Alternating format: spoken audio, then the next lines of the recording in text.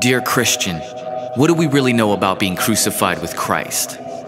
What do we know about being so resolute to God that we would be willing to lay down and lose our life? I've heard so many foolish statements comparing insignificant situations to Christian suffering that it's embarrassing. When did it get watered down? When did the idea of suffering get so lost? When did we lose our focus or weightiness of taking up one's cross?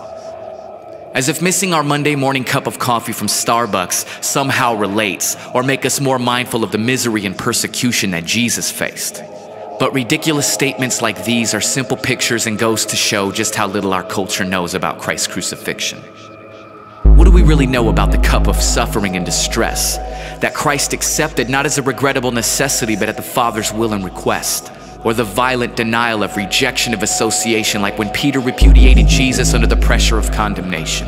Being falsely accused, like when the Jewish leaders plotted and conspired against him and condemned him with the trumped up charges of being a political leader of rebellion.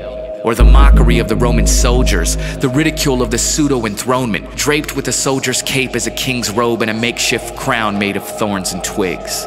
What do we really know about undeserved punishment, anguish and affliction? Being spit on and flogged while being blindfolded and beaten beyond the point of human recognition. We know nothing about remaining silent at the injustice of any individual. But with Christ, the crowds cheered to be crucified as a common criminal. Nailed to a tree with his hands and his feet and hung naked with stretched out arms for the public display of humiliation while soldiers cast lots and gambled for his garments. Being taunted by his accusers while they delight in their perceived superiority, mocking his deity as they literally add insult to injury. Consider that the crucifixion was the cruelest form of capital punishment ever poured out in the history of human law.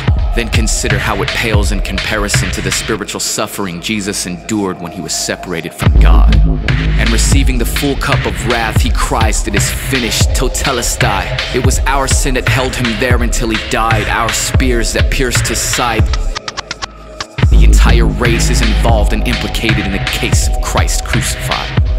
So the next time you compare a cup of coffee to the cup of God's wrath, I would remind you of the passionate, bloody path that Christ endured on our behalf.